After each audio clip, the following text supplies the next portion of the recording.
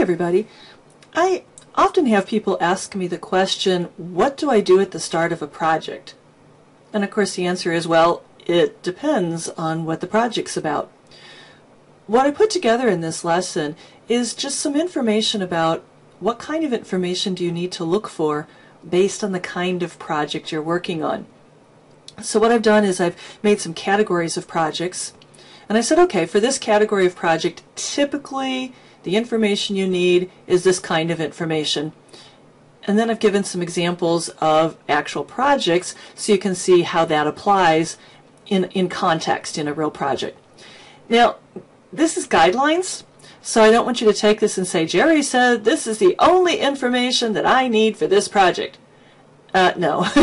So what I've given you is some guidelines, a starting point, a way to think about your project. Any particular project, you may find other things that you need to know. Plus, all I'm putting here is the starting point. I'm not giving you every kind of requirement you're ever going to need on that project, because for a lot of projects you're going to need every kind of requirement over time. But what I want to give you is where to start. What's the important information that you need to start with to get the project going, and as you work on the project you're going to find the additional information that you need to collect. Okay, so with that caveat, I want to show you some sample projects, and here I put a little table of contents so you can see what's in here. I've categorized the projects three different ways. Corporate internal projects, so that's your typical IT kind of project. Creating a product for sale. We're going to look at things in a little different way when we're creating products that we're going to sell to someone else than if we're doing a project inside the company. And then the third category I made was business process projects, because again those are going to look pretty different from the other two. And then under each category I have several different kinds of projects. So under corporate internal we're going to look at maintaining existing software, installing third-party software, updating third-party software, and creating new software. If we're creating a product for sale, we'll look at maintaining an existing product, creating a new product in an existing line of business, and creating all new software.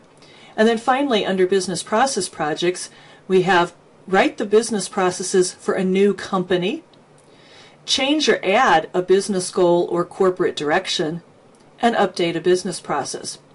So again, these aren't every possible kind of project you could ever be involved with, but I think it gives a nice overview of pretty typical projects that we're involved with as business analysts. Final example here is to update a business process. And here we're going to change how something is done. So what do we need to know?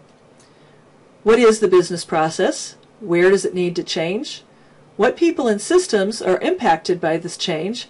And how are the people and systems affected by the change?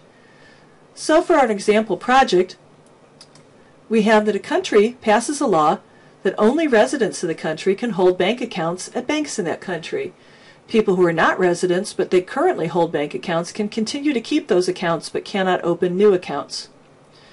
So our local bank has to update their business processes for opening any kind of bank account or requesting a loan to add a verification of residency.